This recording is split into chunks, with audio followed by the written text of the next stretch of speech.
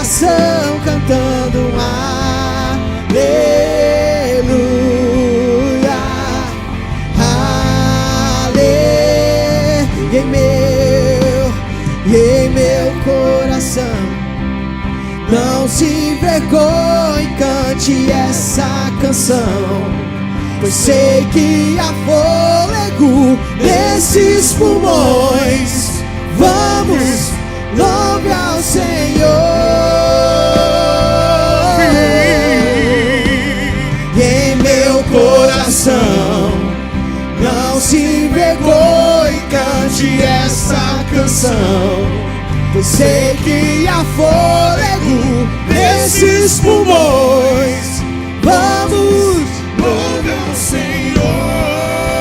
E então vou levantar as minhas mãos e louvar. Ei! Pois tudo que tem é aleluia, aleluia. Sei que é simples para o rei, mas não tenho nada além e um coração cantando aleluia,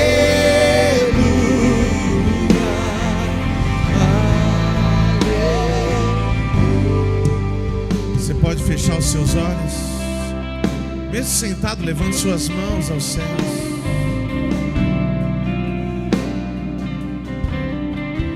Libere palavras de adoração a Ele. Libere palavras de adoração a Ele, reconhecendo o senhorio, o poder e a autoridade que está em Cristo Jesus. Amado Espírito, amado Cristo, não existe outro motivo. Tu és o motivo, Tu és a razão, Tu és os porquês, Tu és a nossa motivação. E não existe nada mais importante do que podermos ouvir a sua voz.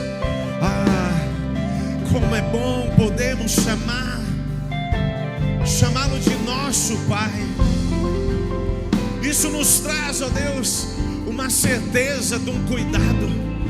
Isso nos traz uma clareza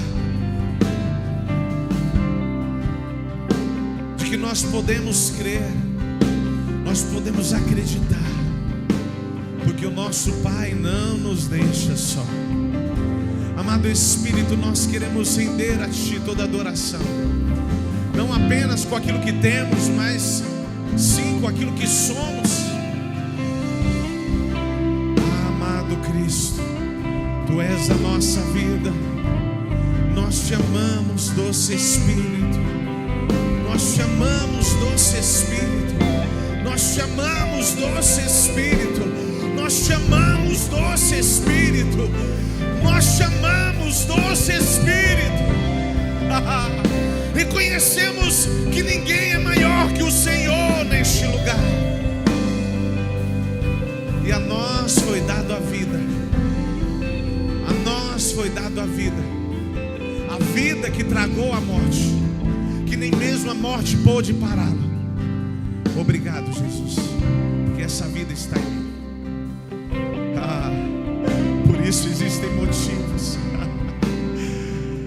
Jesus, eu peço que o Senhor libere uma vida neste lugar, que a brisa suave possa tomar o coração e a mente de cada um que está aqui, que toda ansiedade vá embora, que toda inquietação, que todo espírito roubador da palavra seja repreendido em nome de Jesus. Que todo déficit de atenção seja quebrado agora, independente de qualquer diagnóstico médico, independente daquilo que a psicologia diz. Nós cremos na verdade que vem dos céus, e em Ti existe vida. O poder está em Ti. Tu és o poder, Tu és a vida. Obrigado, amado Cristo. Obrigado, amado Cristo, porque o Senhor nos escolheu primeiro. Se você puder, aplauda ao Senhor, mas aplauda de verdade. E junto com os seus aplausos, adore. Levante adoração a Ele. Reconheça aquele que vive. Ele vive. Ele vive.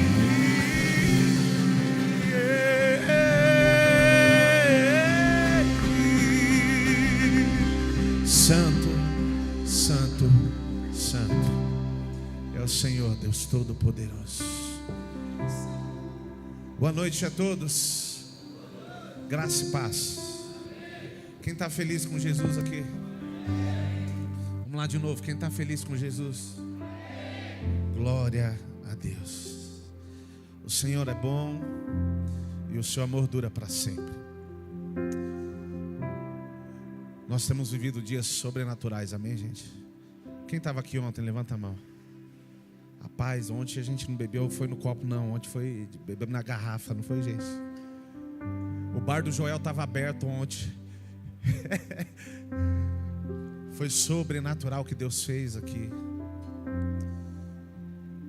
E é interessante, porque Deus escolhe os meios dele, Deus escolhe os dias dele. E é por isso que nós não podemos subestimar. Eu sei que você se esforçou para estar no máximo dos dias que vocês puderam. E glória a Deus pela vida de vocês, amém, gente? De verdade, eu sou muito grato pela resposta que a igreja dá nesses dias.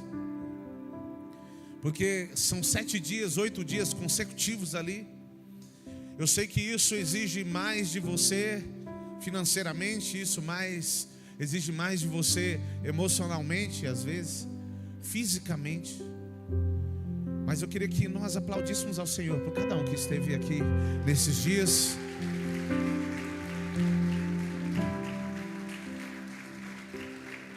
Pastora, as palmas é para agradecer? Não. Aquilo que nós fazemos no culto sempre é para glorificar a Deus, amém? E qual que é o nosso foco aqui? Agradecer a Deus porque tudo vem dele, amém? E é gratificante para nós como pastores também. Gente, quem não conhece é meu genro, tá, gente? Coisa linda, né?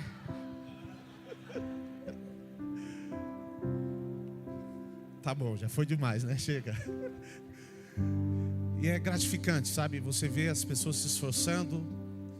Porque a movimentação que nós temos, as decisões que nós tomamos, elas estão fundamentadas em valores e princípios que nós temos. Ninguém se esforçaria, ninguém se dedicaria a estar dias que achasse que fossem banais. Ou talvez pense de uma forma não tão importante. E talvez, ou melhor, com convicção. O Evangelho, ele precisa mexer primeiramente com a nossa forma de pensar, com os nossos valores. A palavra que nós chamamos conversão, que nós chamamos arrependimento, ela está ligada à palavra metanoia. E a metanoia, a palavra metanoia significa mudança de pensamento. E quando nós estamos falando da palavra mudança de pensamento, não é simplesmente pensar naturalmente de uma forma diferente. Não, é ter a sua linha de prioridade, de entendimento, que afeta a sua visão transformada. E consecutivamente, o nosso comportamento é reflexo daquilo que nós somos na nossa forma de pensar. E às vezes nós confundimos algumas questões acerca do Evangelho com um pensamento natural que temos acerca de alguns assuntos. Existem coisas que nós podemos sim ter a nossa opinião, só que o Evangelho, ele não está fundamentado em opinião. O Evangelho está fundamentado numa verdade. Olhe para a pessoa do seu lado e diga para ela: o Evangelho não está fundamentado em uma opinião, mas sim em uma verdade. Aí diga para a pessoa: que verdade? Eu vou te dar uma dica. Ele é o caminho, a verdade e a vida. Então quem é essa verdade? Cristo. Pastor, e a Bíblia contém a palavra de Deus? Não, a Bíblia é a palavra de Deus. Então quando eu digo que o Evangelho está fundamentado numa verdade, o Evangelho está fundamentado na palavra de Deus. Então não adianta, ou melhor, não importa eu ter a minha opinião acerca de um assunto, quando se diz acerca da palavra. Por quê? O que a Bíblia diz que é pecado, isso é pecado. Amém? O que a Bíblia diz que é santo é santo. O que é carnal é. Não somos eu e você que estabelecemos isso. Está entendendo? É que tem gente que fala assim: não, é que eu acho que não tem nada a ver, William. Faz o seguinte: monte uma igreja, coloque uma placa: vivendo o Evangelho segundo a mim mesmo. Porque o Evangelho de Cristo, ele não está fundamentado no que eu acho, mas sim naquilo que Cristo diz que é. E por que eu digo isso? Porque eu quero falar um pouco nessa noite acerca de algumas coisas que têm acontecido na igreja do nosso século. Está dentro daquilo que nós falamos essa semana, de filhos vendidos.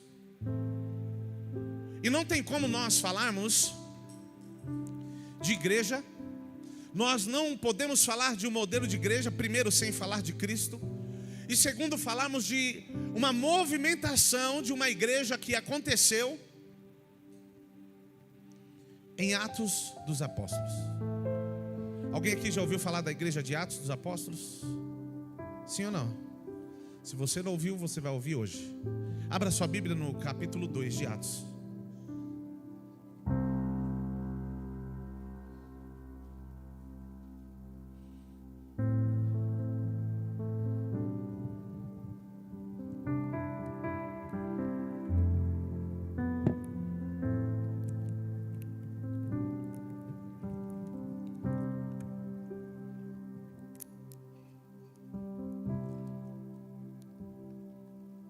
Capítulo 2, verso 42.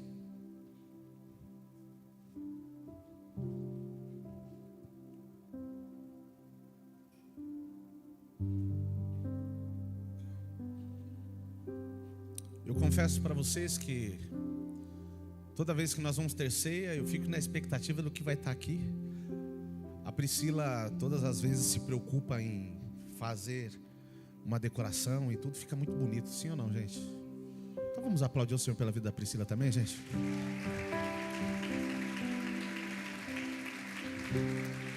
Obrigado, Priscila, porque a gente consegue ver o agir, o mover de Deus aí, e você revelar a sua adoração também através daquilo que você faz. Nossa, pastor, o senhor está batendo palmo para tudo. Está desse jeito hoje.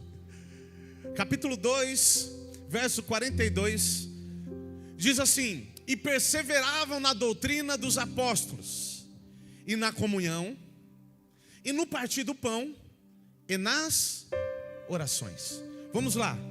Nós estamos falando aqui da igreja primitiva, amém? A igreja primitiva, a igreja tão falada, a igreja que com certeza talvez você já ouviu falar: nossa, que bom se nós voltássemos ao tempo da igreja primitiva. Amém, gente? Olha para a pessoa do seu lado e diga: é possível. É possível. Quantos gostariam de viver aqui como a igreja primitiva vivia? Mas ninguém, gente. Eu queria. O povo está achando que tem pegadinha aí, né, gente? Fica tranquilo. Pastor, como que a igreja primitiva vivia? Debaixo do mover de milagres, de expansão. Depois, se você quiser, você leia, você vai saber que foi através do momento onde essa igreja se reuniu que aconteceu o mover do Espírito. Mas hoje o foco não é falar simplesmente do mover, mas sim dos fundamentos da igreja. O que eu quero que você entenda é que essa igreja, ela se tornou uma referência e um modelo para nós como igreja. E aqui o texto está dizendo de algumas coisas que essa igreja vivia. Diga comigo, e perseveravam na doutrina dos apóstolos.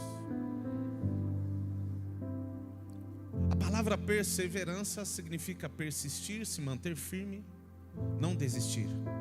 Ok? E quando nós falamos doutrina, nós estamos falando ensinamento. Eu sei que você já passou talvez por outros lugares, ou já ouviu falar de outras igrejas que falam que no culto da doutrina eles falam da saia grande, do cabelo grande, esquece da língua comprida, esquece de falar de outras coisas, tá? Mas acha que doutrina é a roupa que se veste. Escute, quando a palavra doutrina aparece, ela está dizendo a respeito de ensinamento, não de usos e costumes. Amém? Pastor, o senhor está falando mal? Não, eu estou falando que cada um vive naquilo que acredita. E isso não é doutrina, isso é usos e costumes. Quando nós estamos falando de doutrina, nós estamos falando de ensinamento.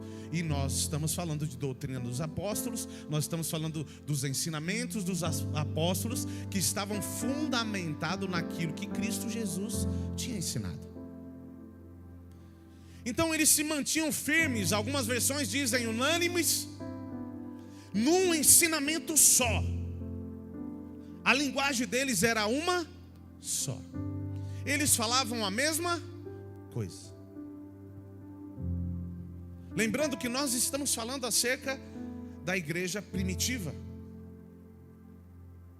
Nós estamos falando a respeito da igreja que alcançou milhares de pessoas. E como que isso acontecia? E é a respeito disso que nós vamos falar. Eles perseveravam na doutrina dos apóstolos. Resumindo, tire tudo que vem no meio do caminho, os atalhos, e foque em Cristo. Eles perseveravam naquilo que a palavra os ensinava. Amém?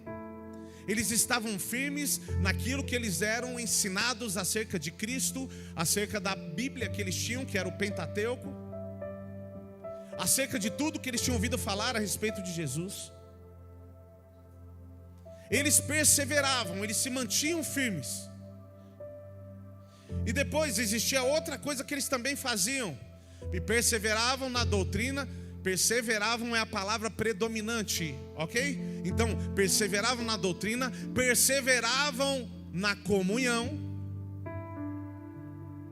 ok? Eu não vou ficar falando acerca de português, que perseveravam ao verbo, e o verbo traz uma conjugação, que eu sei que todo mundo sabe disso, amém, gente? Amém, gente? Tá tudo certo. Perseveravam na doutrina e na comunhão. A palavra comunhão é ter algo em comum. Ter algo em comum. O que eles tinham em comum? Cristo. E isso, consequentemente, por eles ter algo em comum, consequentemente, isso fazia eles se sentarem à mesa e partir o pão. Perceba que aqui existe algo, um princípio que vai trazendo a ligação, o sentido a todas as outras coisas. E tudo começa no conhecimento de Cristo. Perseveravam na doutrina, no ensinamento da palavra e na comunhão, porque tinham algo em comum, e no partir do pão. Pastor, era comida? Eu acredito que também, porque eles eram crente. Crente, quando se reúne, gosta de comer. Sim ou não, gente? Moderadamente, gente. Mas o pão também estava relacionado àquilo que eles tinham para repartir ou impartir. Consequentemente, eles viviam juntos, se relacionando, e perseveravam nas orações. Olha só, existem coisas que não foram criadas como uma ideia minha uma opinião minha. Existem coisas que não foram geradas como opinião de nenhum pastor, de nenhum ministro que suba aqui para ensinar. Sabe qual é o comprometimento que nós temos nessa plataforma aqui? De pregar a palavra de Deus. Então, o que eu quero que você entenda é que existem coisas que foram ensinadas durante a semana, que têm sido ensinadas durante há anos, que não fazem parte de uma ideia, de uma opinião pessoal, mas faz parte de uma verdade que nós encontramos, que nós reconhecemos e decidimos impartir essa verdade. E aqui, mais uma vez, eu quero dar continuidade nessa linha de entendimento e princípio. E o que eu quero compartilhar uma mensagem, uma verdade que está acima de mim e de você. Pastor, o que é ser igreja? Qual é o fundamento de uma igreja? Como se movimentar como igreja? Não é simplesmente se reunir para cultuar. Nós precisamos perseverar na doutrina dos apóstolos, na comunhão, no partir do pão e nas orações. Não, pastor, eu já passei em outras igrejas que eles não exigiam tanta coisa assim. Eu não sei qual o evangelho que é esse, porque o evangelho que eu conheço está fundamentado nessa verdade. É por isso que existem coisas que elas são inadmissíveis. Mas por quê? Porque o Senhor não aceita? Não, é porque a palavra não me permite viver. A proposta não é que ninguém suba aqui para falar daquilo que acha, mas sim daquilo que de fato a palavra diz. Porque se nós fizermos isso, nós estamos perseverando na doutrina dos apóstolos. Escute, você tem o direito de discordar de algumas coisas, desde que a sua discordância também esteja dentro da palavra. Porque se for uma opinião, você me perdoa, eu posso te ouvir, mas isso não quer dizer que vai ser algo que vai mexer comigo. E não deve mexer com a igreja. Por quê? Nós devemos perseverar no que a palavra diz. Imagine você se a igreja fosse fundamentada em opiniões. Certo? Quer ver? Quem aqui acredita que a igreja tinha que ser pintada de branco? Levanta a mão, só para me saber. Alguém? Pode levantar, tá com medo? Ficou com medo, Marcos? Me ajuda aí, cara. Olha lá, o Jorge falou que... Vamos lá, gente, me ajuda aí. Alguém corajoso. Que cor que você acha que a igreja deveria ser? Rapaz. Rosa pink, olha. Entende? Aí muda o nome para Penélope Charmosa, a igreja. Legal.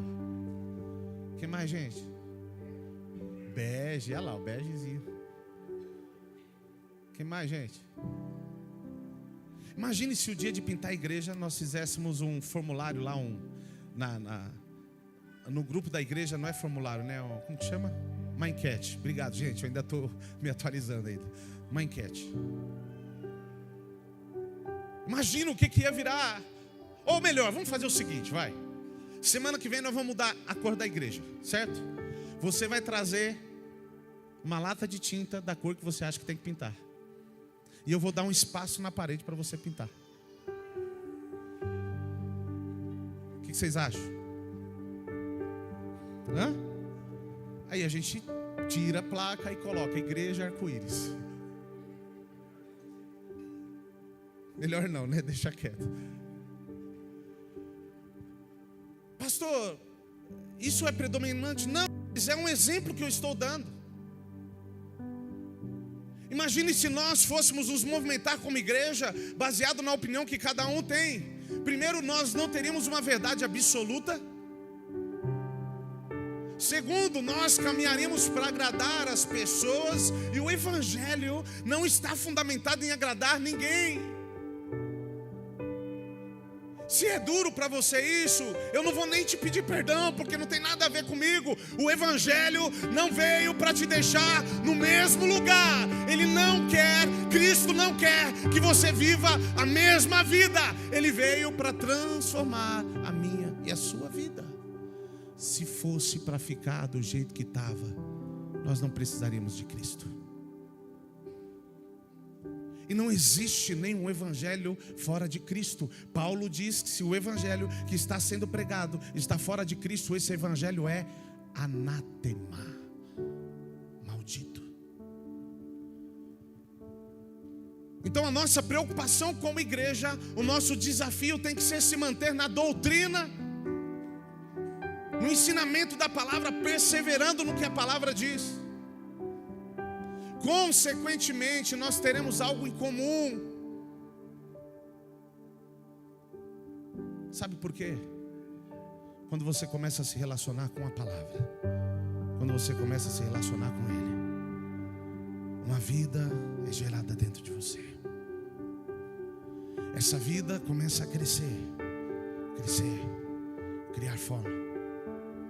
E aí você não tem mais o desejo de se esconder, você tem o desejo de colocar para fora. Aí você começa a procurar mesas e lugares aonde você consiga colocar para fora aquilo que Cristo colocou dentro de você. Você está entendendo o que aconteceu com a igreja primitiva? Eles encontraram uma verdade que mudou o curso, a história da vida deles. E essa verdade começou a crescer, eles começaram a se relacionar com essa verdade, a ponto de não ficar com isso preso para si, guardado em si. Eles começaram a sentar nas mesas e compartilhar aquilo que era dado para eles como pão. Ei, se relacionar faz parte do mandamento. E agora eu quero te dar um dos fundamentos também bíblico: amará o Senhor teu Deus sobre todas e o seu próximo como a ti. Escute, sem que houvesse nenhuma obrigação gerada, quando eles se aproximaram da palavra, consequentemente eles começaram a se ligar aos seus irmãos. Ah, pastor, é tão difícil. Mas ninguém disse que seria fácil. Sabe, pastor, às vezes tem irmão que faz o que eu não gosto. Verdade. Sabe, pastor, tem irmãos que às vezes falam o que eu não gosto. Verdade. Só que se nós perseverarmos naquilo que Cristo diz, nós não nos relacionamos porque nós queremos ser agradados, mas sim porque nós entendemos que nós temos que agradar a um que está acima de nós. O fundamento tem que ser o que a palavra diz. E consequentemente nós vamos vivendo outras coisas. Pode voltar no versículo, por favor. E aí depois ele termina dizendo: nas orações. Escute, você se alimenta, você vai sentindo fome. Alguém se lembra de um bichinho chamado...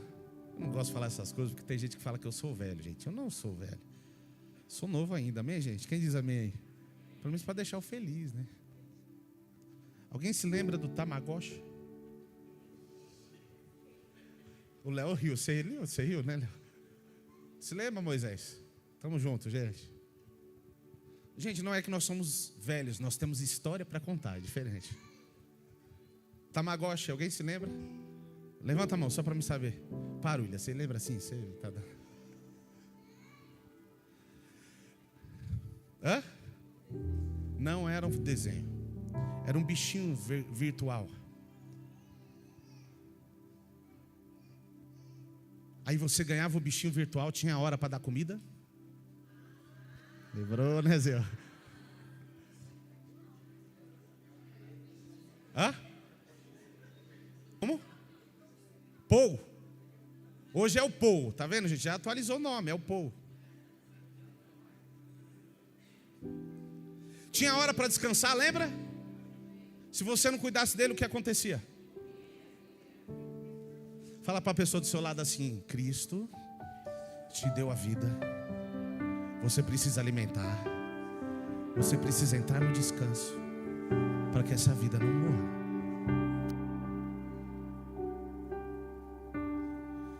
E consequentemente isso começou a acontecer. Eles receberam a vida através da palavra e perseveraram na comunhão e também perseveraram nas orações. Deixa eu te falar uma coisa: não existe igreja sem nenhum desses fundamentos. E quando eu estou falando de igreja, eu não estou falando de nos reunirmos como igreja, eu estou falando de ser igreja. Ser igreja. Ah não, aquela igreja começa o ano, tem que ler 5 capítulos da Bíblia todo dia. Tem que ler não, gente, é que quem tem vida quer alimentar a vida. Ah não, lá tem que orar todo dia. O pessoal fala que tem que orar todo dia. Gente, não é ideia nossa, é Bíblia, é a palavra de Deus, é o que Cristo espera de você como representante dele.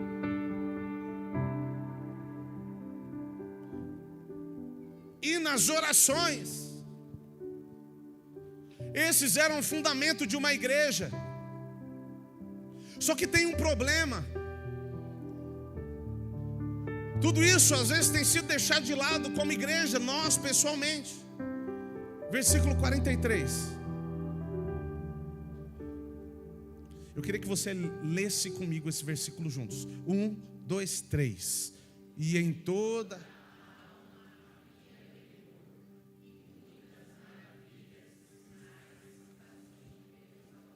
Uau! Em toda alma existia o que, gente? Temor. Eu cheguei no ponto que eu queria chegar acerca desse texto. Uma das coisas que nós podemos dizer que está em extinção no meio da igreja é algo chamado temor. Temor. Sabe por quê? Porque a igreja confundiu a graça, a liberdade que a graça trouxe com libertinagem. E próprio Paulo diz: não usei da graça como motivo para a libertinagem. Mas em algum lugar a igreja se perdeu nesse entendimento. E consequentemente a igreja vem perdendo algo chamado temor. Pastor, por quê que nós não vemos mais os sinais, nós não vemos mais os milagres?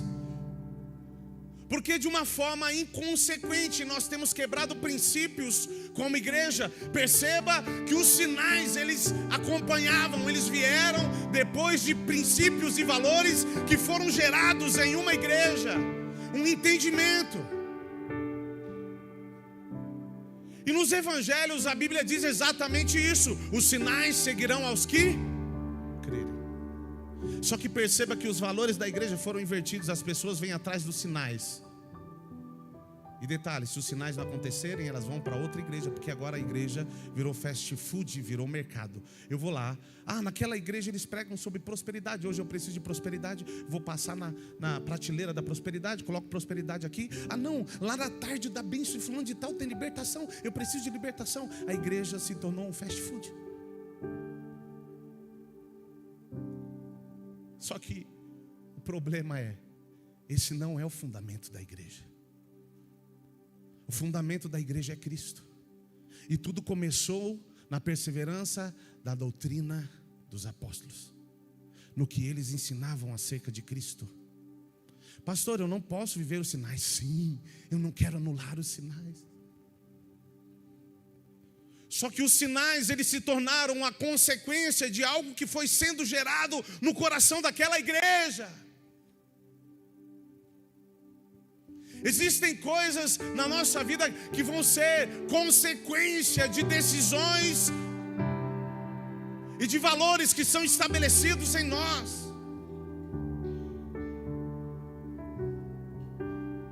Sabe o que acontece? Nós estamos vivendo em uma geração que ela tem muita informação. Temos uma geração inteligente, porém incapaz de alcançar a sabedoria. Uma geração cheia de informação, porém com pouca transformação. Tudo isso por falta do temor. Abra sua Bíblia em Provérbios capítulo 9.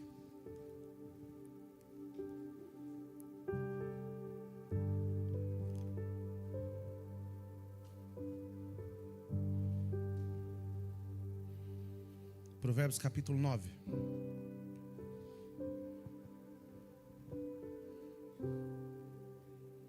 verso 10. Vamos ler juntos, gente? 1, 2, 3. O temor do Senhor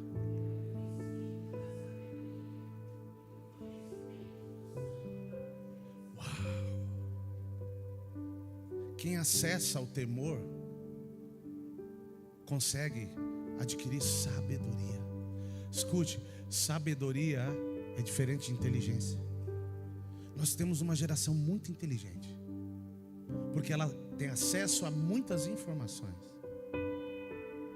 Porém, uma geração que não alcançou a sabedoria.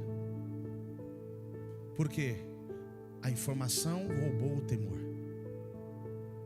E é impossível ter sabedoria sem temor.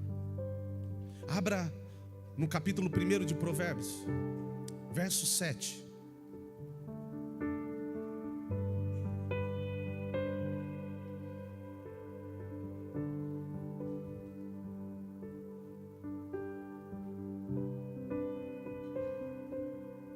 Capítulo 1 de Provérbios, verso 7. O temor do Senhor é o princípio do conhecimento. Os loucos desprezam a sabedoria e a instrução. Perceba que a falta de temor, ela vai gerando algumas consequências. Alguém já passou pela experiência de chegar para um jovem, para um adolescente, ensinar alguma coisa para ele e ele falar assim: não, eu estou ligado.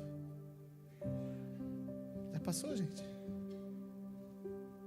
Não, pastor, pai, mãe, eu já sei.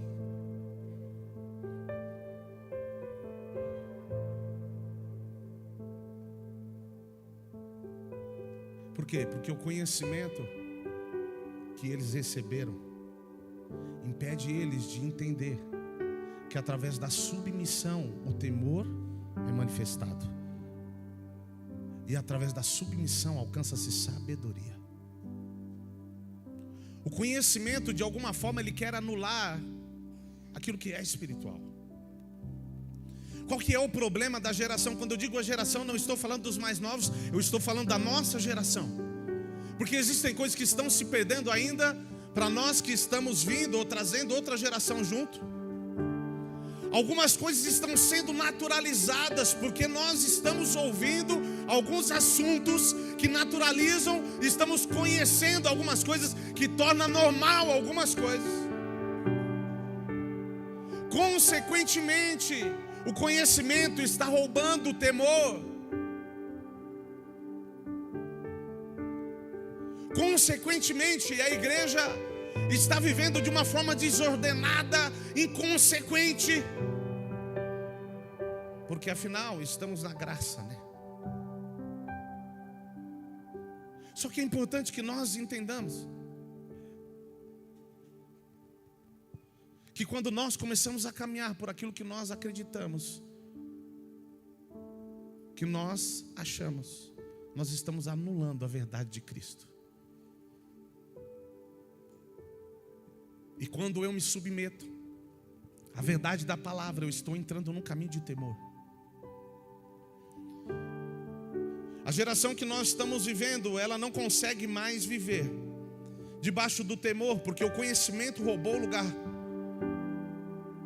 E com isso nós não temos uma geração que vive debaixo de sabedoria, mas tem um conhecimento acerca de muita coisa.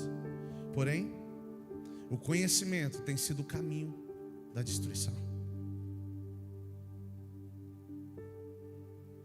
Deixa eu te falar uma coisa. Ou melhor, deixa eu te perguntar algo. Alguém já ouviu falar sobre a Torre de Babel? O que eles fizeram? Eles começaram uma obra que começou na terra e eles queriam alcançar. Deixa eu te falar uma coisa. Existe algum versículo lá em Gênesis 11, se eu não me engano, dizendo que Deus falou para eles construir uma torre? Sim ou não? Olha para a pessoa do seu lado, diga para ele assim: eu vou ser profeta sobre a sua vida. Fala para ele assim: cuidado, porque tudo que começa na terra jamais vai alcançar os céus.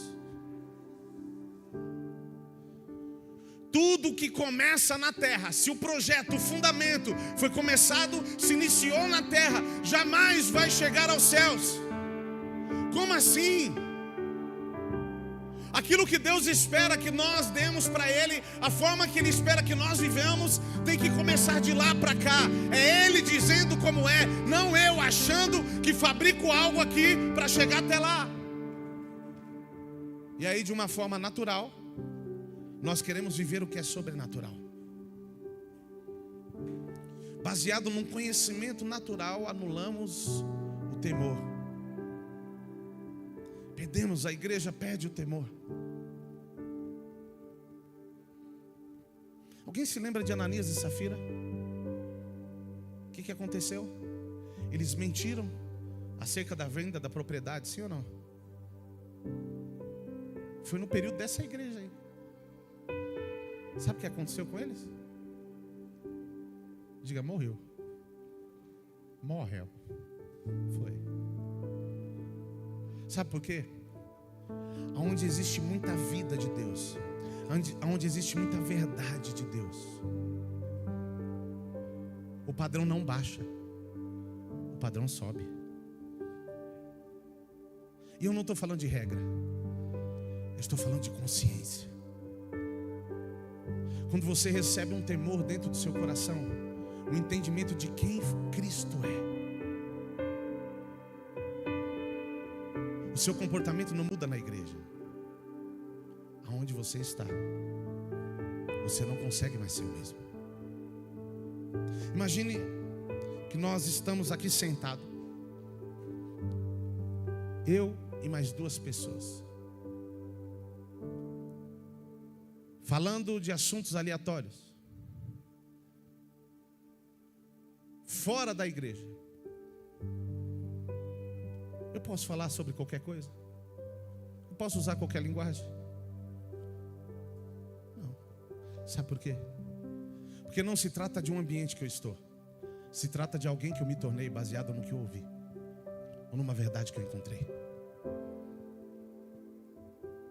Só que por não encontrar com esse temor, e temor não está ligado somente a medo, como as pessoas dizem, mas está ligado à reverência, está ligado a respeito, está ligado à honra.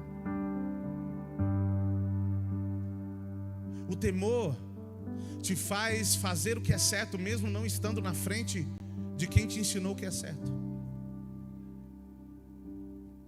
Quando você é encontrado por uma verdade, alguém se lembra aqui de um dia que Deus falou algo muito poderoso com você? Alguém se lembra do seu encontro com Deus, que Deus falou algo que precisava mudar na sua vida? Você se lembra disso? Quando você se lembra desse dia, parece que aquele ambiente vem para dentro de você, né? Você se lembra, puxa vida, é porque aquilo marcou a sua vida. Aquele momento, Cristo marcou a sua vida e gerou temor acerca de um assunto. E sabe qual é o problema? Nós na caminhada vamos naturalizando algumas coisas, vamos permitindo que algumas coisas se tornem naturais e consequentemente aquilo que se torna natural perde valor, porque aquilo que você não valoriza, você não celebra, morre. Aquilo que você não reconhece, morre. E nós tivemos momentos, ou você já viveu momentos com Deus, aonde você disse assim: eu não vou mais fazer isso.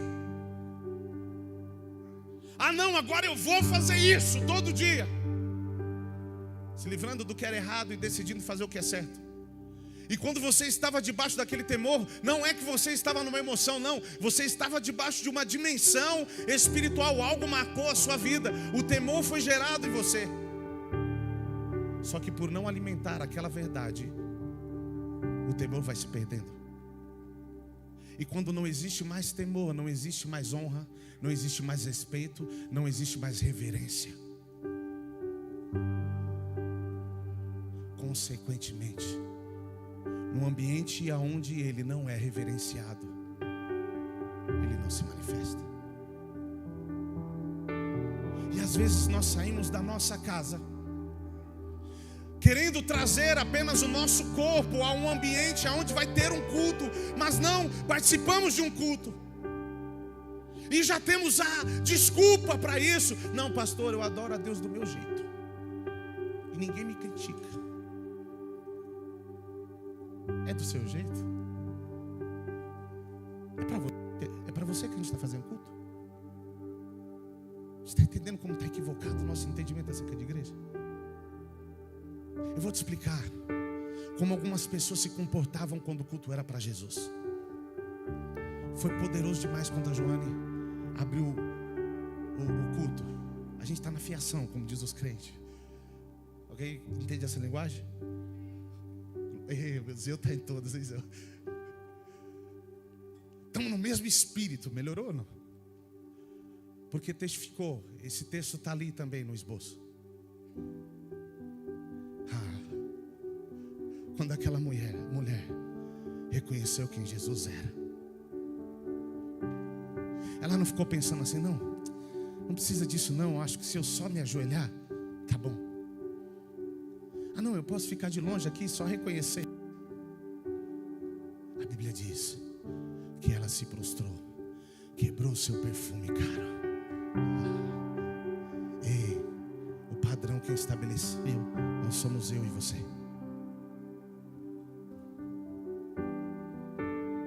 Ela decidiu quebrar e se esvaziar de tudo que ela tinha. Pastor, eu quero reconhecer a Jesus. Como que eu faço? Decida se esvaziar e quebrar tudo que você tem de valor, tudo que você tem dentro de você. Porque é esse o culto que Ele espera de mim e de você. Pastor, mas hoje eu não estou bem. O culto não se trata de mim e de você. Não é as minhas vontades que nós viemos reverenciar ou reconhecer, ou a sua ou de ninguém. Nós viemos reconhecer aquele que é digno, aquele que é poderoso, aquele que é exaltado, que tem um nome sobre todo nome, aquele que tem poder para curar, aquele que tem poder para libertar. Não tem nada a ver comigo e com você.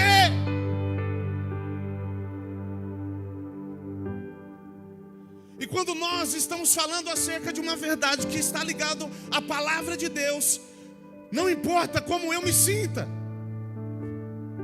porque eu quero te dizer acerca de outra atitude de quem perde o temor. Ela decide negociar todo o esforço que ela precisa fazer. Como assim?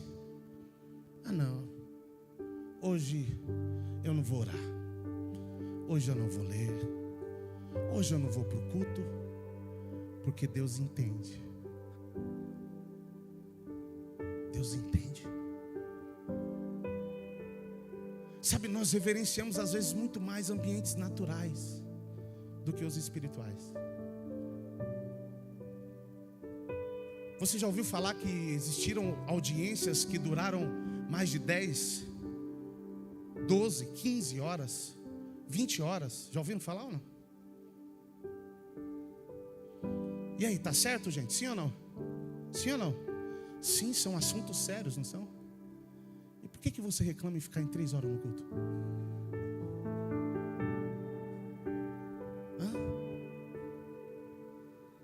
Sabe por quê? Nós valorizamos mais o que é natural, porque perdemos o temor daquilo que é espiritual.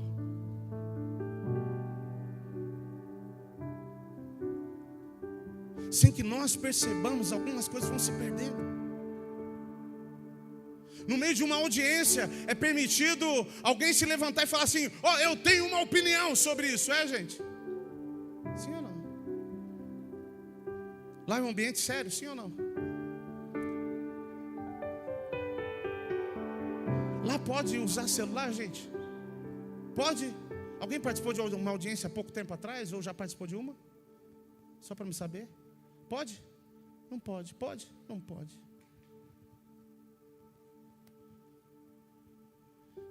Pastor, o que o senhor quer dizer? Escute a ideia que não é simplesmente trazer uma palavra de exortação, não, é uma palavra de consciência. Nós estamos vivendo como igreja e muitas vezes nos perdendo em princípios básicos, e o princípio que eu quero que fique focado hoje chama-se temor. Temor. igreja tem perdido o temor. O temor está ligado a uma consciência que nós geramos. E qual que é o problema? Quando nós perdemos o temor, os nossos valores são mudados.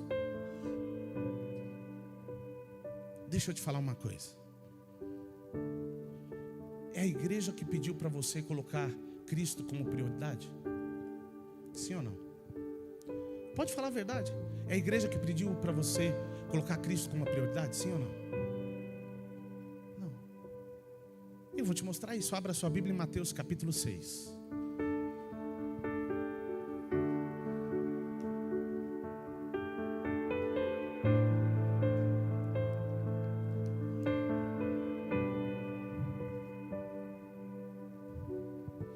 Verso 33.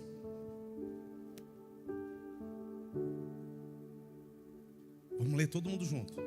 1, 2, 3. Mas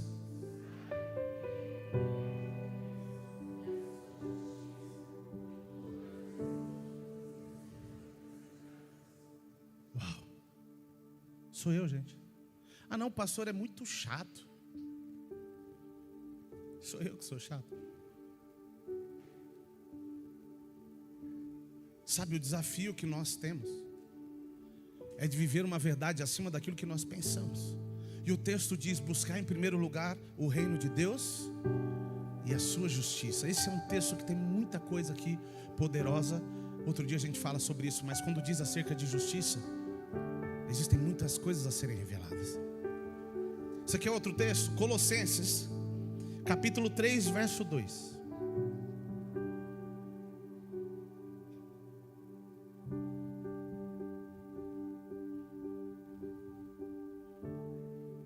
Vamos ler todos juntos. 1, 2, 3. Pensai.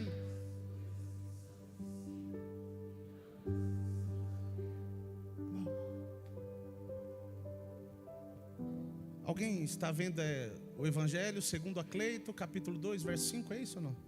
É Bíblia. Está na sua Bíblia, é para estar aí. Pastor, o que o senhor quer dizer? Quando o temor de Cristo toma o nosso coração, nós permitimos com que as nossas prioridades mudem. O nosso comportamento muda. Nós começamos a viver para agradar só um. Só um. Só um.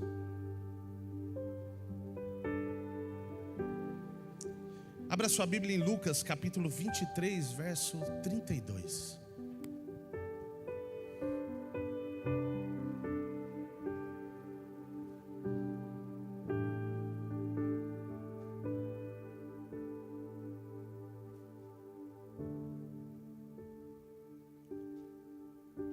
E também conduziram outros dois que eram malfeitores para com eles serem mortos.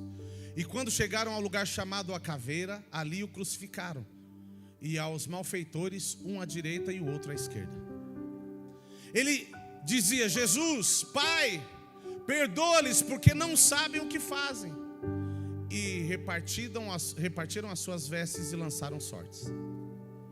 E o povo estava olhando, e também os príncipes zombavam dele, dizendo: aos outros salvou, salve-se a si mesmo, se este é o Cristo, o escolhido de Deus. E também os soldados os escarneciam, chegando-se a ele e apresentando-lhe vinagre. E dizendo: se tu és o rei dos judeus, salva-te a ti mesmo. E também por cima dele estava um título escrito em letras gregas, romanas e hebraicas: este é o rei dos judeus. E um dos malfeitores que estavam pendurados blasfemava dele, dizendo: se tu és o Cristo, salva-te a ti mesmo e a nós. Respondendo, porém, o outro repreendia-o, dizendo: tu nem ainda temes a Deus? Algumas versões dizem: no momento como esse não tens temor, estando na mesma condenação. E nós, na verdade, com justiça, porque recebemos o que os nossos feitos mereciam, mas este nenhum mal fez. Pastor, qual é o foco? O foco é que existia 2 ladrões do lado de Jesus, sim ou não? Cada um deles representava um tipo de igreja. Uma delas dizia: eu reconheço que eu errei, eu mereço a cruz. E a outra, que era o outro ladrão, por falta de temor, dizia: salva-te a ti e a nós. Porque a falta de temor nos faz viver e pensar de uma forma egoísta.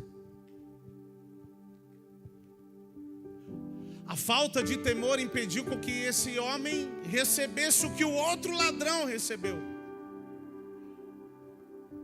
O acesso à salvação também é dado por caminho do temor. Escute. Quando nós reconhecemos quem de fato Cristo é, preste bem atenção nisso. Parece simples, mas faz toda a diferença. Quando nós reconhecemos quem de fato Cristo é, aonde Ele está, aonde reconhecemos aonde Ele está, nós não nos comportamos mais da mesma forma. Detalhe: Ele começou a morar dentro de você. Quando você recebeu a Ele, Ele começou a morar dentro de você. Pastor, o que o senhor quer dizer com isso? Às vezes nós naturalizamos aquilo que é espiritual. Nós profanamos o que é santo. Porque aquilo que nós pegamos, que sabemos que é espiritual, e tornamos aquilo natural, nós estamos profanando o que é santo. E eu vou te dar um exemplo disso. Abra sua Bíblia no livro de Mateus, capítulo 13.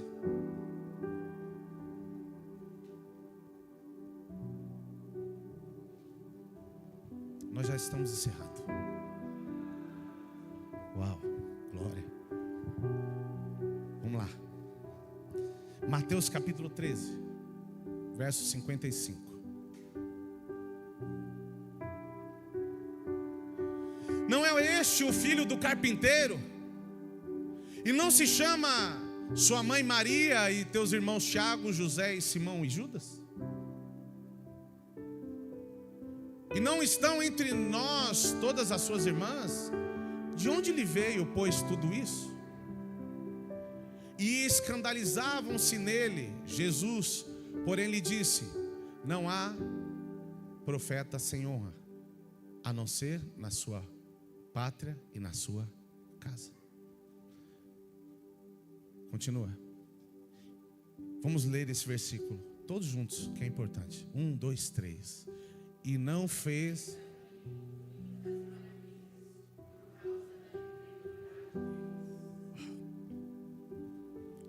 Deixa eu te falar uma coisa. Eles não reconheceram Jesus como Filho de Deus. Eles banalizaram, falaram: não, é o menino que jogava bola com a gente. É um menino que viveu a infância, a gente conhece os irmãos dele. Sabe por quê?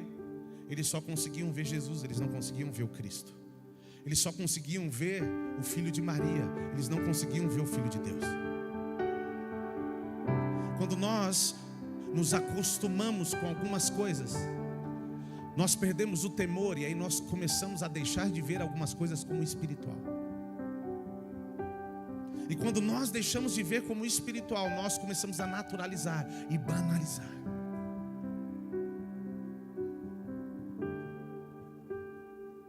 O que eu e você, nós precisamos tomar cuidado é de nos manter, perseverar na doutrina, no que a palavra diz, não no que eu acho, não no que eu penso.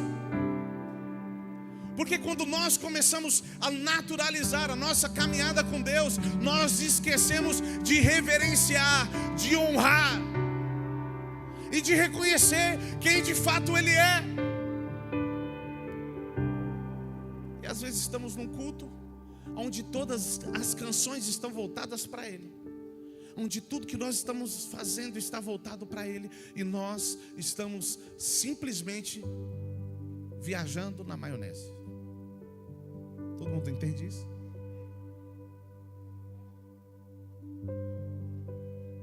Numa linguagem mais... só o corpo aqui, o resto fora daqui. Só que isso revela que nós não reconhecemos de fato Cristo. Pastor, como assim? Alguém já viu algumas pessoas de uma forma ilustrativa colocar uma cadeira aqui na frente e falar: se Jesus estivesse aqui, o que você faria? Alguém já viu isso? Já assistiu alguma vez no YouTube? Se você procurar, você vai ver. Coloca uma cadeira e diz: ó, se Jesus estivesse aqui, o que você faria? Tem gente que vem, se joga, chora, rola e não sei o que, e não sei o que.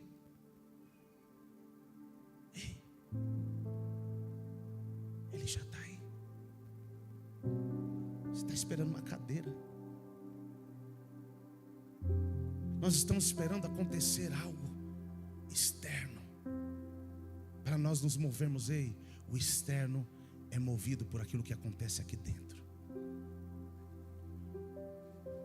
A Bíblia diz que quando essa mulher quebrou o perfume dela, o perfume tomou toda a casa.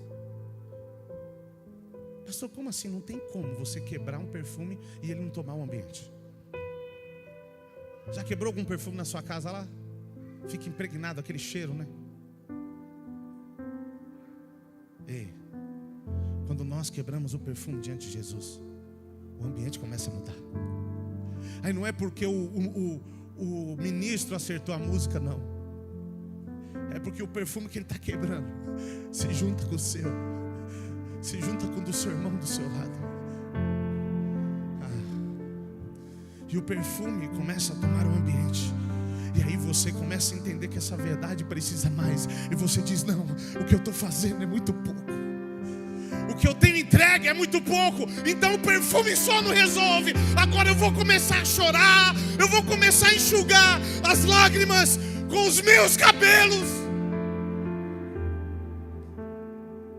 Quando eu reconheço que é Ele, não tem nada que me impeça de entregar tudo que tenho e tudo que sou.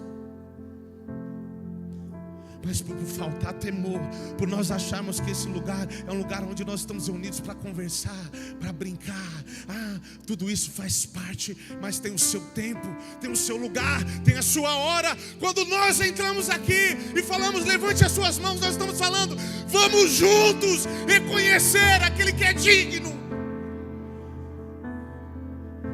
Nós não queremos fantoches, nós queremos pessoas que reconheçam quem Ele é. Porque quando você reconhece, você honra Ele, você reverencia Ele, você venera.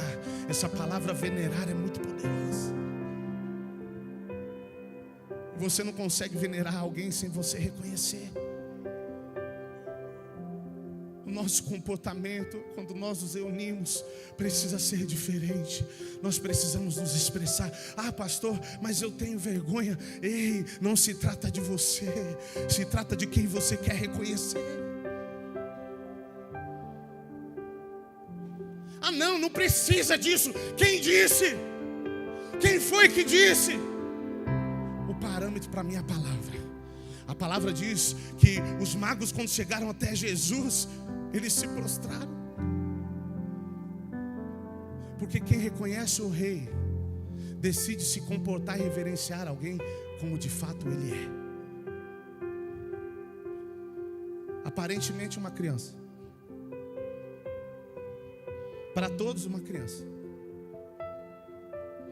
para eles um rei. E eles entregaram ouro, incenso e mirra, prata também. Resumindo, tudo que tinha de maior valor. Pastor, o senhor está falando que eu também devo entregar as minhas finanças? Isso faz parte da sua vida, isso não é a totalidade. Se você entregou a sua vida, que é importante, seu dinheiro é de menos. Pastor, porque eu tenho tanta dificuldade de entregar meu dinheiro? Porque na verdade você não entregou a sua vida. A hora que você entregar a sua vida, seu dinheiro vai junto. Pastor, quem é o meu Senhor? Quem te domina? Quem te domina é o seu Senhor. Pastor, quem me domina é as minhas vontades. Ah, pastor, eu fico agoniado quando o culto demora porque eu quero ir dormir, porque o sono é o seu Deus.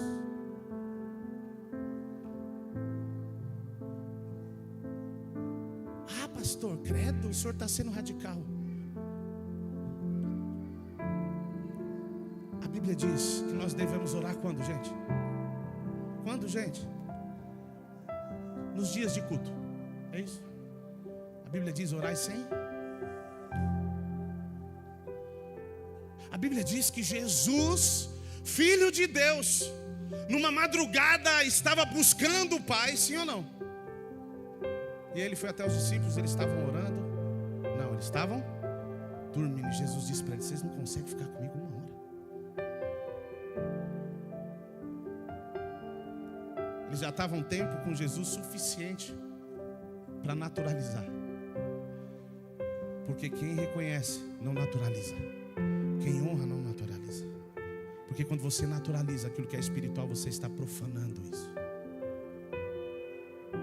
Ah não, vamos ali para mais um culto. Não, não é mais o culto. Esse é o culto onde Cristo quer se revelar para mim e para você. Deixa eu te falar uma coisa. Em breve tudo isso vai passar. Eu não sei até quando a igreja vai continuar se reunindo. Eu não estou falando da nossa igreja, eu estou falando da igreja na terra. Dias de perseguição vai chegar. E você vai sentir falta disso aqui. Credo, pastor, não, isso é Bíblia, não é minha ideia. Valorize, reconheça. Nós estivemos na Turquia o ano passado. E eu fui pregar para uma das pessoas que estava na praça, com o nosso irmão Google Tradutor. Eu falava, ele traduzia em turco. E o cara falava, e o Google traduzia de turco para português. E eu falei para ele: do país que nós viemos, muitas pessoas têm perdido o amor. O que você diz da Turquia? Ele diz: não, a Turquia é isso que o senhor está vendo. Todo mundo se ama. Aí eu falei para ele: e os seus irmãos palestinos? Aí ele: aí não.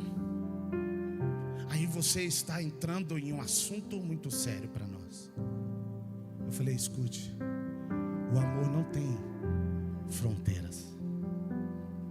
E eu vim te falar de um amor que rompe fronteiras, que me fez pegar 16 horas de avião para dizer para você que Jesus Cristo te ama.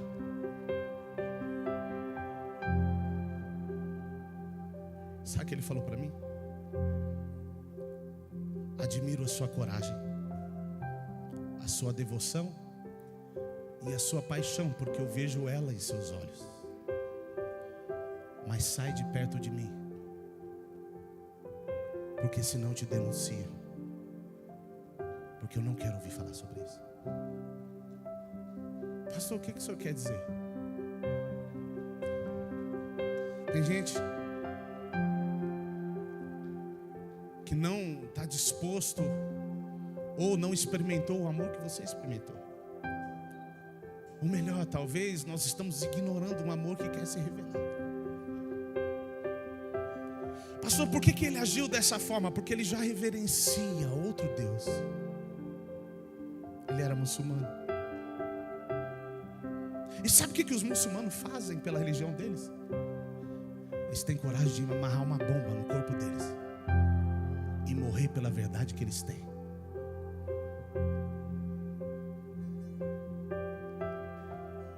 Por qual verdade você está disposto a morrer? Ou por qual verdade você está disposto a viver? Porque é por essa verdade que você revela o seu temor, a sua reverência. Eu queria que você se colocasse de pé, fechasse os seus olhos. Pastor, qual que é o nosso foco nessa noite?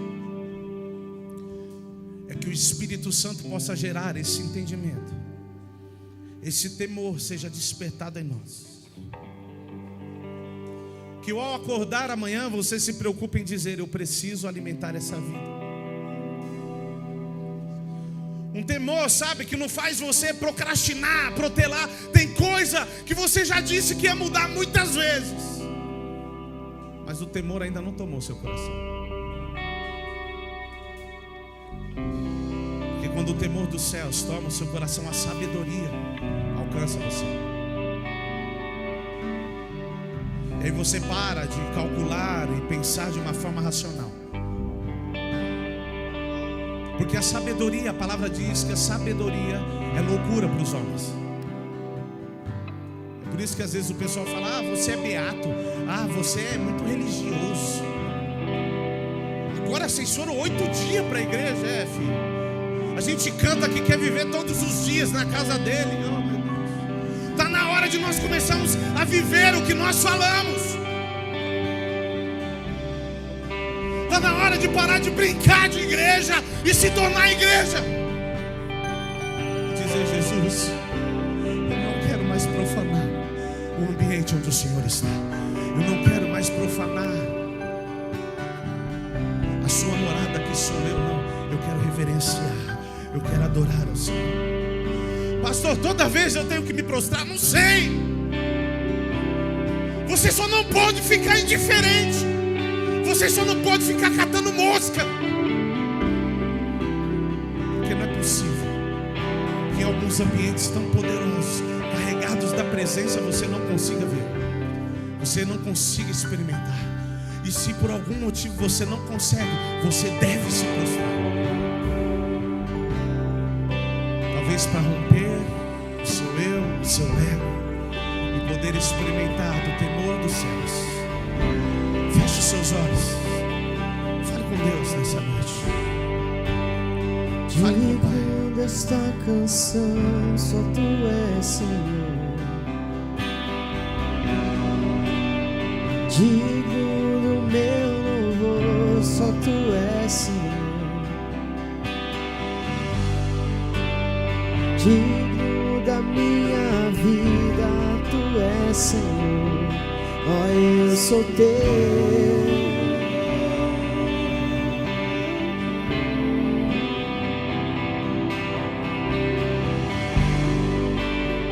Nome que é sobre todos é o Teu, Jesus.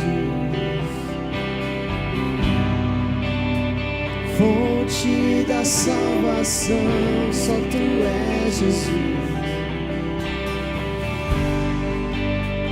Digno da minha vida, Tu és, Jesus. Ó, eu sou Teu. Eu sou Teu, Senhor. Santo, és incomparável, és inigualável. Abre os meus olhos, Senhor, mostra quem Tu és e enche o meu coração, um amor que faz mudar o mundo.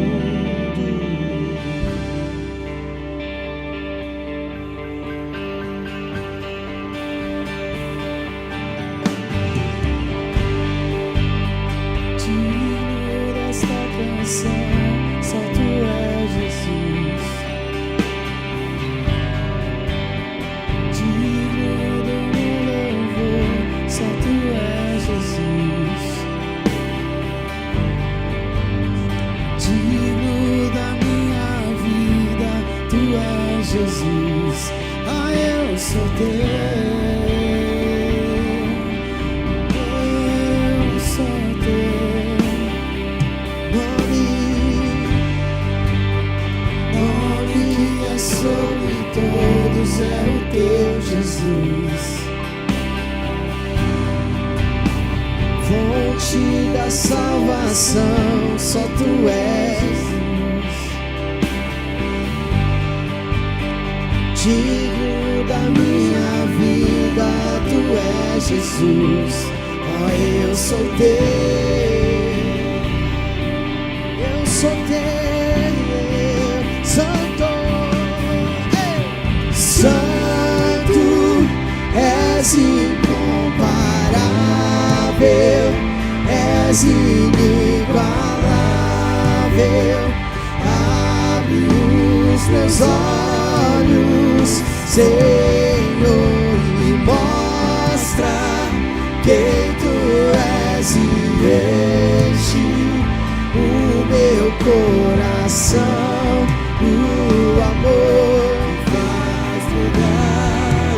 Ele é santo, santo, santo, és incomparável, és inigualável. Abre os meus olhos, Senhor, e mostra quem tu és, e enche o meu coração.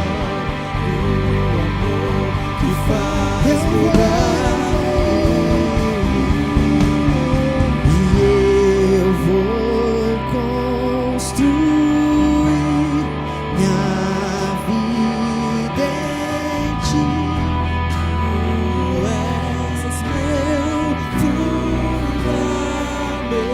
Eu vou confiar, confiar em ti.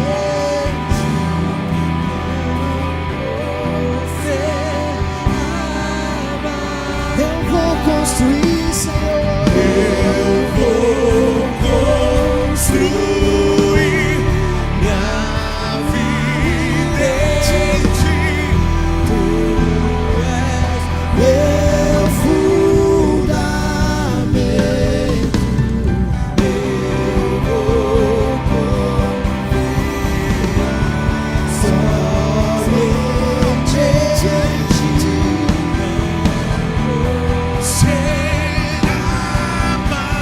Santo, santo, santo, és incomparável, és inigualável. Abre os meus olhos, Mostra quem tu és, e enche o meu coração.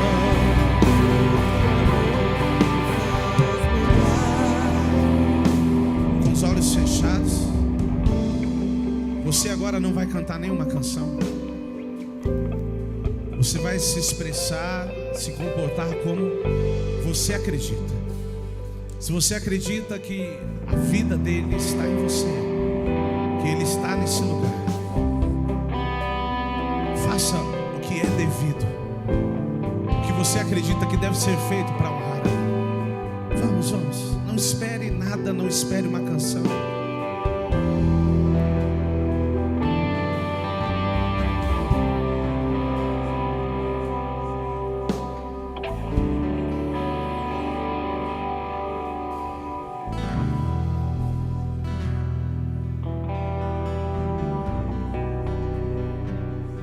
Sabe, até nisso às vezes nós estamos enganados. Nós estamos achando que uma canção é o que traz a presença. Não é isso. Não é isso. Ele prometeu que estaria conosco todos os dias. Ele não quebra promessas. Sabe por que está faltando paixão? Sabe por que está faltando amor? Porque está faltando temor. Você não reconhece mais como você reconhecia. Você não se esforça mais para buscar como você se esforçava. Ele quer te levar de volta a esse lugar. Não tinha tempo, né? Não tinha hora. Você não se preocupava com mais nada. Você literalmente fechava a porta. Isso significava que o que acontecia para fora não te importava. Está chamando para entrar e fechar a porta de novo. Entra no seu quarto significa vá para um lugar seu e dele. Fecha a porta significa se desliga do mundo. Se desliga do que o mundo fez. Se desliga das frustrações, dos medos. Se desliga e entra nesse lugar a sós com ele. Vamos. Não vale a pena se não tiver paixão, se não tiver fogo.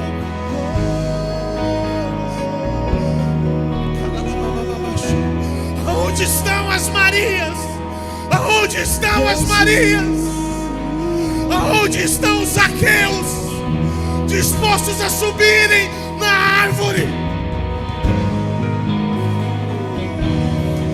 Aonde estão aquelas que eram como aquela mulher que tinha hemorragia, que enfrentou a multidão e disse: eu quero tocá-lo?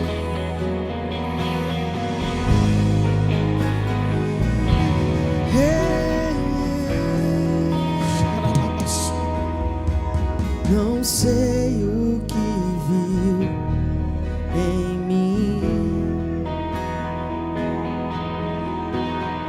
para amar-me tanto assim, tanta paciência, tanta misericórdia, e me fizeste desejável para ti. Me escolheste antes que eu dissesse sim. Tanta graça eu não pude resistir. Me chamaste pelo nome e me compraste com teu sangue, e me fizeste desejável para ti. E leva-me, Senhor, às tuas câmaras de amor, onde me apaixono mais por ti. E leva-me,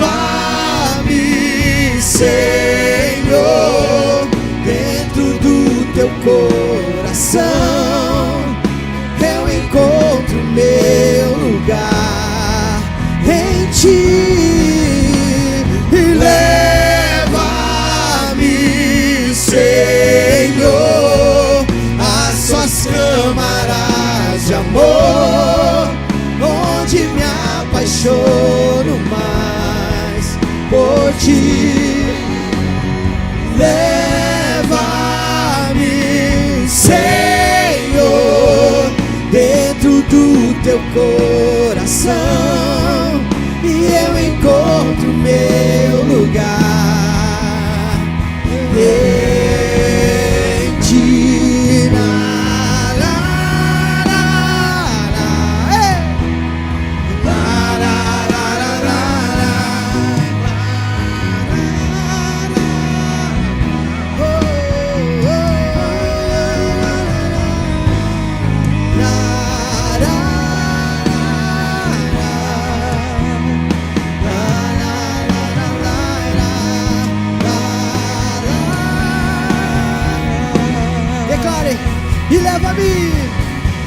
E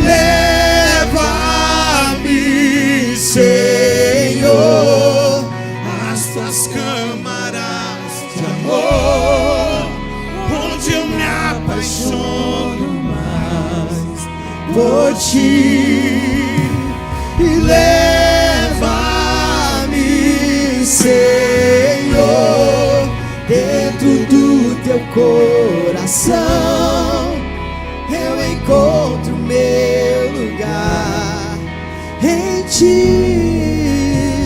E leva-me, Senhor, às suas câmaras de amor, onde me apaixono mais por ti.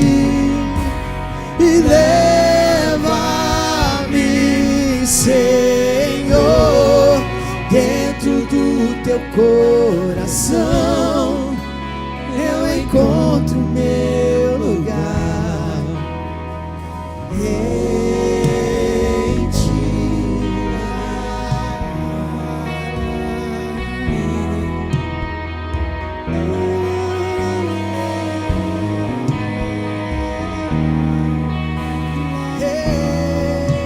Eu queria que o partir do pão acontecesse agora. Por isso eu queria que você orasse junto com alguém. Talvez não só com uma, ou com mais de uma pessoa, eu não sei. Sai do seu lugar, vai partir o pão agora. Pastor, pelo que eu vou orar? Você vai orar para que haja temor, para que haja vida, para que a vida seja despertada. Sai do seu lugar, não fica aí sozinho não. Vai orar junto com alguém. A não ser que você esteja num particular muito específico aí, mas faça isso. Eu sinto que essa é uma noite onde as escamas vão ser tiradas dos seus olhos, a dureza, a penumbre que foi colocado no seu coração vai ser quebrada hoje. Pastor, por que orar? Porque orar faz parte do que a palavra diz: orai uns pelos outros.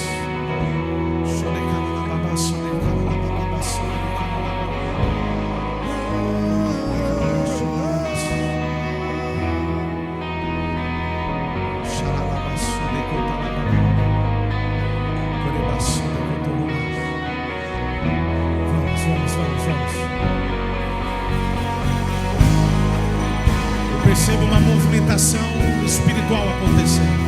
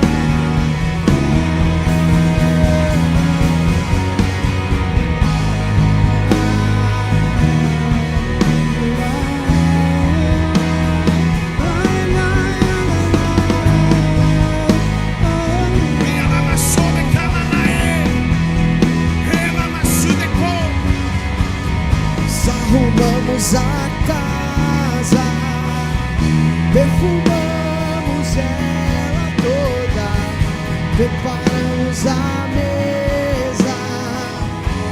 Tome o lugar de honra. Nós arrumamos a casa, perfumamos ela toda, nós preparamos a mesa. Tome o lugar de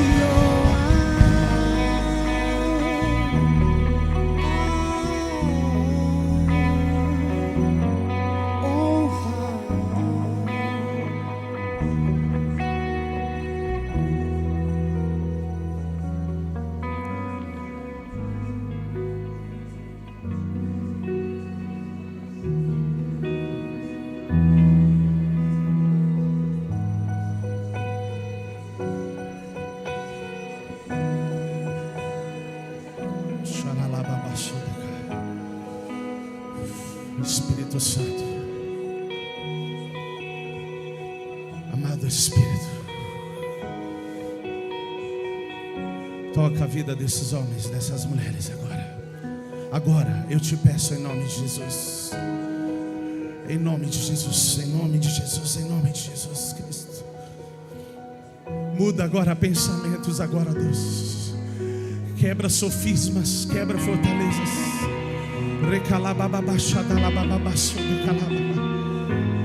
Abre os olhos espirituais desse homem, dessa mulher, para que eles possam valorizar a vida que foi colocada dentro deles. Recalamanae, Yamasode Kamanae. Que não seja o medo, que não seja o medo, mas seja o temor à vida que tem nos céus.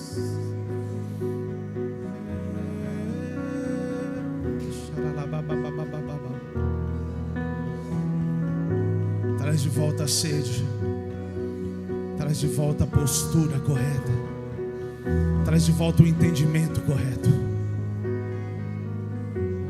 Muitas coisas você disse que não ia fazer porque parecia exagero. Não, para Ele não é exagero, Ele é uma fonte inesgotável. Xaralacamaço de calabalabala.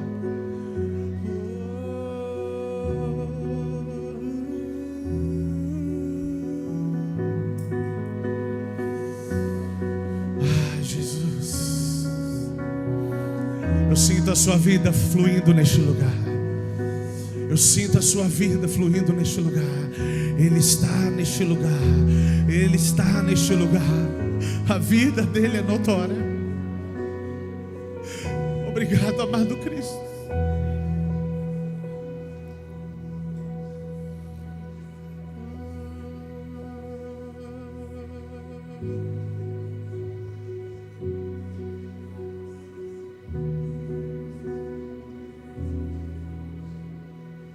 Ele não está te acusando. Ele simplesmente está dizendo: meu filho, minha filha, eu não quero mais que você faça isso. É porque quando o temor é trazido de volta, a sabedoria vem junto. A sabedoria vem dos céus. E aí aquilo que parecia que era normal, que não tinha nada a ver, ele começa a dizer: isso precisa ser alinhado novamente. Existem coisas que Ele está dizendo: você precisa fazer novamente. Eu quero que você volte nesse lugar. Não é a obrigação, é a disposição, a entrega que havia. Quando o temor é trazido novamente, a fome é recobrada. Um fogo começa a queimar, uma paixão começa a queimar. Não se trata de religião, não se trata de um culto, se trata de uma vida, se trata de uma paixão acima de obrigação.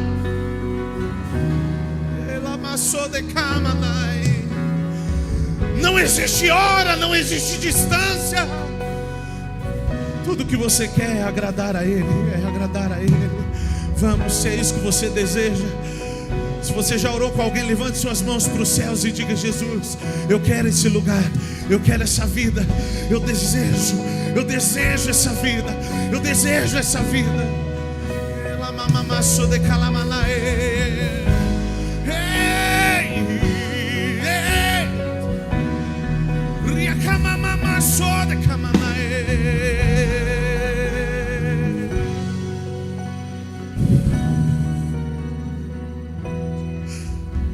Jesus, se não for para ser uma igreja que te ama, se não for para ser uma igreja que te honra, não tem por que nós vivemos. Não tem por que nós vivemos. Se não for para te venerar, se não for para te reconhecer, se não for para te honrar, não tem para que nós vivemos.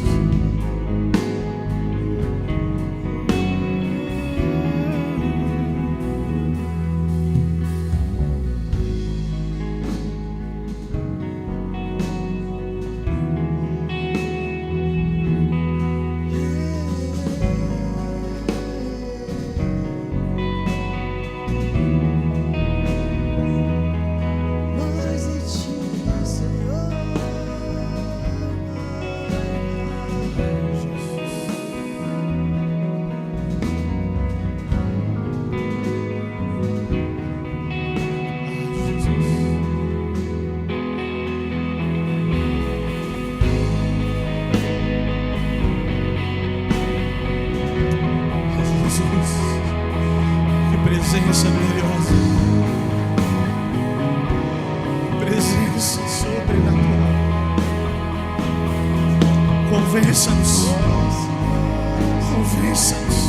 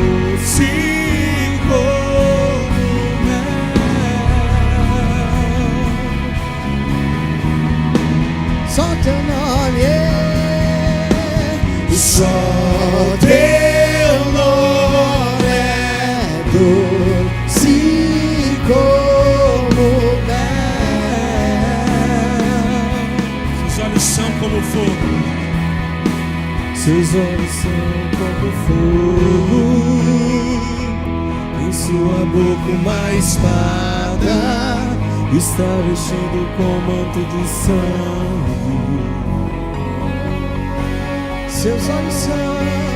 Seus olhos são como fogo, em sua boca uma espada, está vestido com manto de sangue.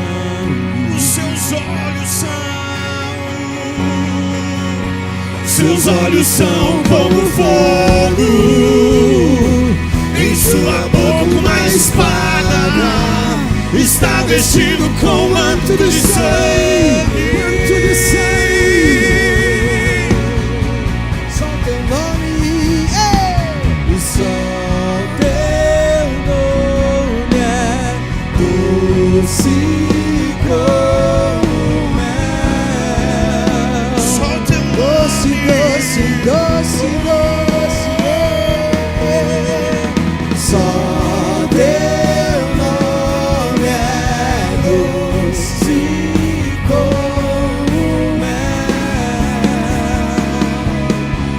Declare só teu nome, só teu nome é